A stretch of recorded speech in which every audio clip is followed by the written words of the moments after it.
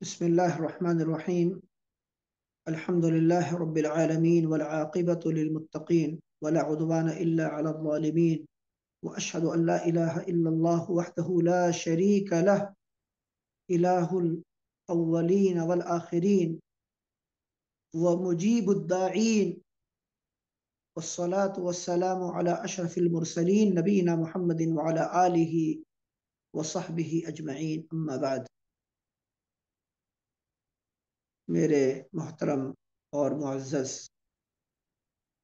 भाइयों और बहनों, आज की इस मजलिस में मैं आपसे जिस ताल्लुक़ से बात करना चाह रहा हूँ वो है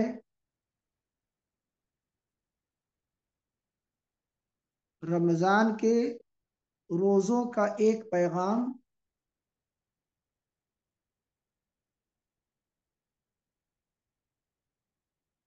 दुआ से मुताल्लिक़।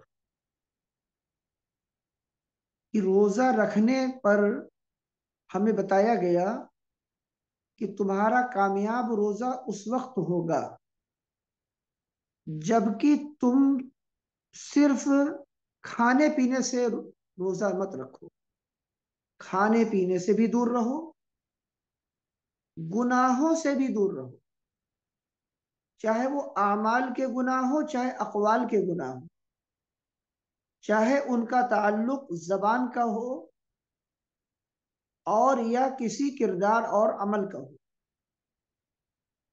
इन सब से दूर रहना हकीकत में रोज़ा इसी का नाम है। और इंसान ज्यादातर गुनाह जो करता है वो अपनी ज़बान से करता है।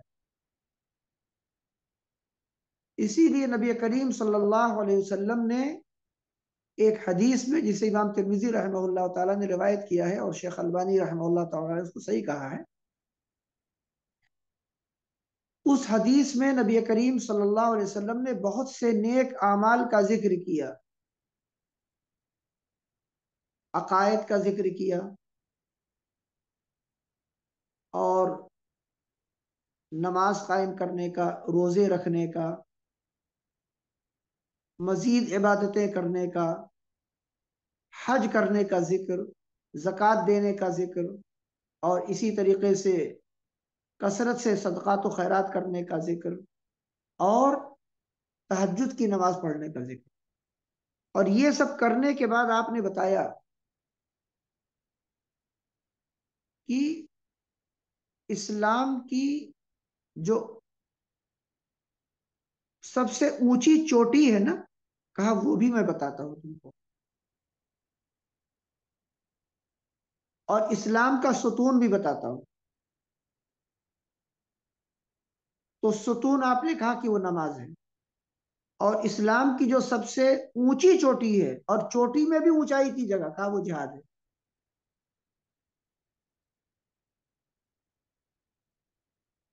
तो बहुत सी नेकियों के बयान के बाद आपने कहा कि क्या मैं तुमको एक अमल के बारे में ना बता दूं कि अगर तुम उसकी पाबंदी कर लोगे तो मैंने जितनी नेकियां बताई हैं उन सब पर तुम आसानी से अमल कर सकोगे इंशाअल्लाह। वो नेकी जो मैं तुमको बताना चाह रहा हूं, वो अमल जिस पर मैं तुमको मुतनब्बे करना चाह रहा हूं, वो सारी नेकियों की चाबी है।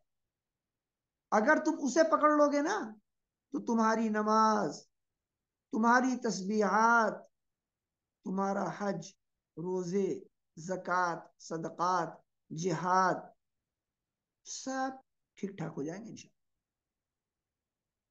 तो हजरत मुआज़ रज़ियल्लाहु ताला ने कहा कि अल्लाह रसूल जरूर बताइए, बिल्कुल मुझे बताइए कौन सी चीज है, वो कौन सा अमल है। तो नबी अकरम अलैहिस्सलातु वस्सलाम ने अपनी जबान की तरफ इशारा किया है,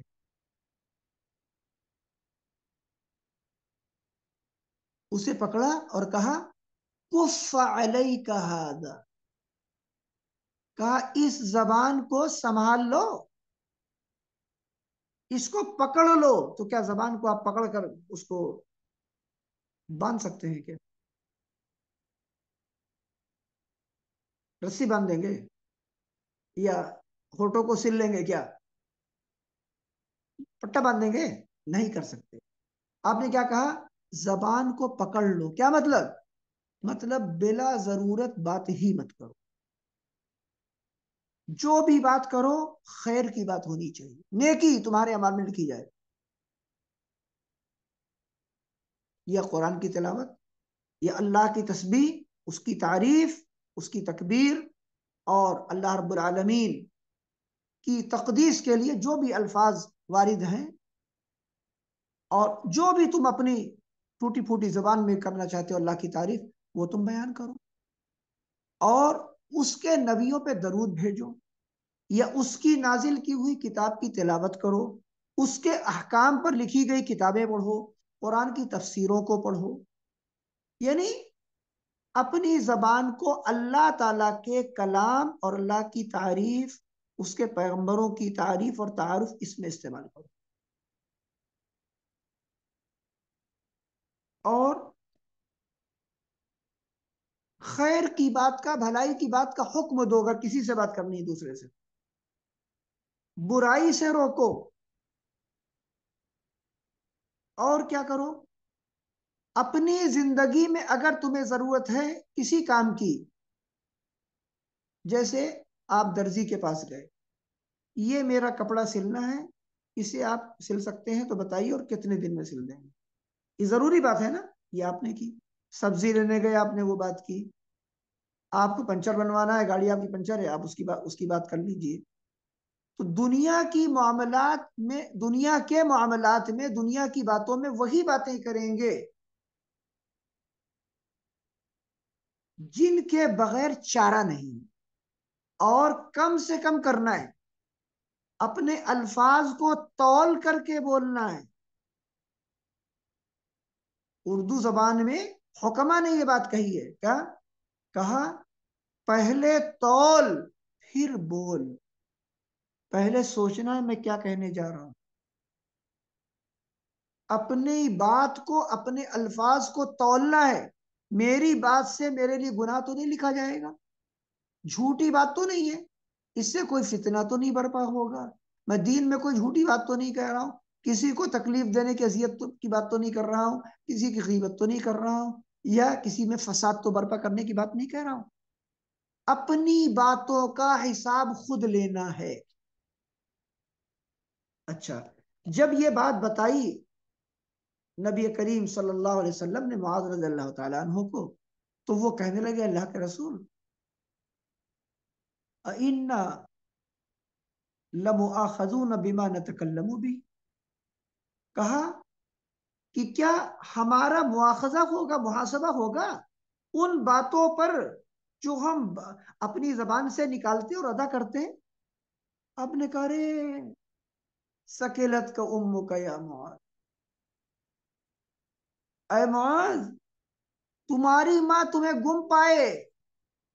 हकीकत में ये जाहिरी जो अल्फाज हैं इस हदीस के, वो अल्फाज तो बज़ाहिर तो बद्दुआ के हैं, लेकिन नबी करीम सल्लल्लाहु अलैहि वसल्लम इस तरह के अल्फाज इस्तेमाल करते थे सामने वाले पर अपने ताज्जुब के इजहार के लिए, और कहते थे इतनी अहम बात, और तुम जैसा आदमी जो मेरी उम्मत का सबसे बड़ा अल्लामा है हलाल और हराम का, इतनी बड़ी बात तुम्हें नहीं पता है? मुझे तो हैरत हो रही है, कैसे तुम नहीं जानते हो कि जबान एक तबाकुन वसीला है? जबान जहन्नम में ले जाने के लिए चाबी है, चाबी, चाबी नहीं, दरवाजा है पूरा। जिसने इस जबान को नहीं संभाला ना, वो जहन्नम की वादियों में डुबकियां लगाएगा। कहा तुम्हें नहीं पता? उसके बाद आपने फरमाया, वहल यकुब्बुन्नास फिन्नार अला वुजूहिहिम औ अला मनाखिरिहिम इल्ला हसाइदु अलसिनतिहिम। कहा तुम्हें जानना चाहिए कि लोगों को जहन्नम की आग में उनके चेहरों पर जो घसीटा जाएगा, और मनाखिर, मनाखिर यानी उनकी ये जो नाक है ना, इस नाक के बल यानी जलील करके, जो घसीट करके जहन्नम के आग में फेंका जाएगा। इसलिए हसाइदु अलसिनतिहिम की वजह से, जबान से उन्होंने जो खेतियां बोई और जो फसलें तैयार की होगी ना, जबान की कमाई, ये उनको जहन्नम में ले जाने का खतरनाक सबब बन जाएंगी। ये बात कही नबी करीम सल्लल्लाहु अलैहि वसल्लम। इससे क्या पता चला? पता चला कि हमें रमजान के अंदर इस अदब को, इस अमल को सीख लेना चाहिए। कम से कम बात करनी। इसीलिए क्या बताया हदीस में, जब कोई आदमी तुम में से रोजा रहे, इज़ा काना यौम सौम अहदिकुम फला यरफुस वला यस्खब, जब तुम में से किसी के रोजे का दिन हो, उसे चाहिए कि बदकलामी, फहश बातें, गुनाह की बात जबान से ना निकाले, चीख पुकार ना करे। लड़ाई झगड़ा, बाजार में गए, किसी ने कुछ कहा, हमने जवाब दिया, और वो कहते हैं हमारे ईंट का जवाब पत्थर से दिया, दबना नहीं है, जीत के आना है। और जबान पैदा की गई किस लिए? बोलने के लिए। हार कैसे मान लेंगे? अरे अगर हार मान लेंगे तो फिरौन कैसे बनेगा इंसान? हार मान लेंगे तो फिरौन भी तो बनना जरूरी है ना इंसान को। तो फिरौन बनेगा कैसे? और हर नफ्स को फिरौन बनने का बड़ा शौक है कि जीतना है। बड़े हुक्मा ने ये बात लिखी, कहा कहा अल्लाह ताला ने कलाम फरमाने के लिए जबान पैदा की जो एक है, उसकी तादाद एक है। देखिए, एक ही है जबान। और कान अल्लाह ने दो पैदा किए। क्यों? ताकि इंसान बोले कम और सुने ज्यादा। आज क्या हो गया है? मामले को पलटा दिया गया है। इंसान फरमाता ज्यादा है, और उसे जो बात कही जाती है ना, मेरे पास टाइम नहीं सुनने का। अच्छा, सुनने का टाइम नहीं है, बकवास करने का टाइम है। होटलों पे बैठे हैं लोग, चाय पी रहे हैं, पूरी दुनिया की सियासत पे तबसरा चल रहा है, दो दो चार चार घंटे, उसके लिए खूब टाइम है। वहीं बंदे से कहा जाए अजान हो चुकी है, नमाज का टाइम है, चलो नमाज पढ़ने, कहते पास टाइम नहीं है। किसी ने काम के लिए बता दिया जाए फलाने के चलना है, किसी मजलूम की मदद के लिए खड़े होना है, कहता मेरे पास टाइम नहीं है। तो टाइम बदमाशियों के लिए है, जबान चलाने के लिए। खैर की बात नहीं सुनना है। इस तरह से अपनी जबान को इंसान ने तबाह कर लिया, और जहन्नम की तैयारी कर रहा है। किस लिए? जबान की आफतों को कमाने के लिए। तो जबान बहुत बड़ी शैतान है, बहुत बड़ी शैतान। आप सोचिए, असलाफ किराम रहमतुल्लाह अलैहि मजमईन, जो इतने मोहतात थे कि वो अपनी जबान को किसी भी गलत काम में कभी इस्तेमाल नहीं करते थे। अबू बकर सिद्दीक रजी अल्लाह ताला अन्हु जैसे बंदे अल्लाह के मुकर्रब तरीन, उनकी आवाज सुनने को लोग तरस जाते थे। एक मर्तबा एक जगह वो कहीं बैठे हुए थे तन्हाई में, और वहां वो अपने बात करने को, जबान के इस्तेमाल को, और उस वजह से अपने आप को क्या कर रहे थे? मलामत कर रहे थे। और जबान उन्होंने निकाली और उसे पकड़ा। और उमर बिन खत्ताब रजी अल्लाह तआला अन्हु का गुजर हो गया वहां। उन्होंने देखा, कहा अमीरुल मोमिनीन, अरे खलीफतुल मुस्लिमीन, आप मुसलमान हो, खलीफा, आप ये क्या कर रहे हैं यहाँ पर? उन्होंने कहा, मैं इस जबान को ठीक कर रहा हूं, इसी ने मुझको तबाही के गढ़ों तक पहुंचाया है। मुझे डर है ये जबान मुझको तबाह न कर दे कहीं, बिल्कुल, इसलिए मैं इसको अदब सिखा रहा हूं। और इसी तरीके से साहबे किराम रज़ी अल्लाह तआला अन्हुम में से किसी ने कहा, मुझे भी नाम नहीं याद आ रहा है, कहने लगे कि सबसे ज्यादा जेल में रखे जाने की मुस्तहिक जो मखलूक है ना, वो किसी कातिल, डाकू, किसी बदमाश और फितना पर्दाज जो होते हैं, उसका जिस्म नहीं है। कहा सबसे बड़ा कैद खाना जबान का होना चाहिए, इस जबान को जेल में हमेशा रखो, क्योंकि जबान की तबाहियां बहुत है। तो जबान की हिफाजत इंसान करे, खुसूसन रमजान के महीने में सीख ले कि मुझे कम बातें करनी है। जब यहां सीखेगा रमजान में, तो रमजान के बाद जो महीने आएंगे उनमें फिर वो फायदा उठाएगा इंशाअल्लाह। और जो रमजान में जबान जोर रहेगा,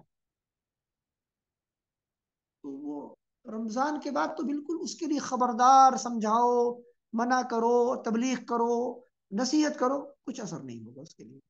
तो रमजान में जरूरी है कि वो अपनी जबान को समझा ले जाए। ये है आज का पैगाम। और उसके लिए ये कि जबान को हम ज्यादा से ज्यादा इस्तेमाल करें खैर के काम, जिनका तस्करा भी शुरू दर्स में आ चुका है। इसके लिए हम कसरत से दुआएं किया करें, जिक्र अजकार में, दरूद व सलाम में अपनी जबान को मशगूल करें, खुसूसन रोजे की हालत में।